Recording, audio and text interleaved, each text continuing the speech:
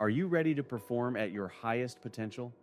Welcome to the Performance Matters podcast from GP Strategies, your talent transformation partner. In each episode, we'll interview industry experts and explore best practices and innovative insights to help your organization improve performance. So with things like scenarios, we can create a really engaging learning experience, but we still got to do assessments. Yep. So where are we heading with that? Yeah. Well, we've already talked about the sort of problems with the sort of traditional end of course assessment, but the reason why organizations want one. And we're increasingly trying to remove end of course assessments where we can. And I think the way we're doing that is challenging their value. Particularly in more nuanced conduct-based courses, and trying to really keep their use to a minimum.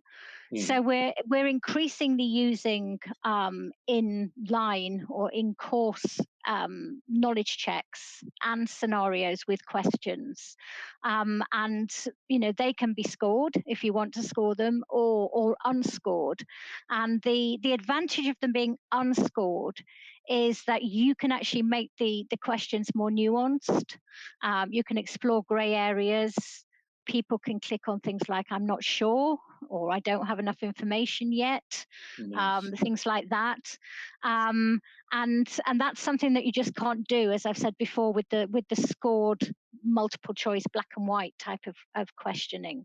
So we are rethinking assessments. There'll always be a place for them, but where we can, we are removing them from the end of the course. Yeah, I remember doing a design for what we would call certainty-based scoring, where you ask a question and then you somehow have a mechanism for asking the person how confident they are in the answer. So you say, "What's capital of France?" And they go, "Paris." I'm going to effectively bet 10 points on that. What's capital of Australia? Not quite sure. I'm only going to bet 5 points on that. And we thought it was a really clever and lovely tool. And we have done it in many contexts, and it's been very powerful. But of course, in a compliance context, you don't want to know, or rather, our customers don't want to know where there's low confidence. They just want to know that people have done it. Yeah, I mean I think that's one of the problems that we touched on earlier, where they don't want people to fail the course, which is why you just keep caught in this loop. It's the same with confidence, and in fact confidence is probably worse. I mean, imagine if you had a whole load of people who got the wrong answer and said they felt really confident about it. I mean, that's the sort of information that your internal audit team and indeed regulators would love to get their hands on, and that becomes a big problem for an organization, because they have to do something, and it's probably expensive to put that right. So I think the data that's generated from courses is again probably used differently in a compliance context for that reason.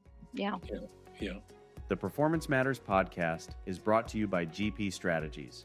Together, we can create a world where business excellence makes possibilities achievable.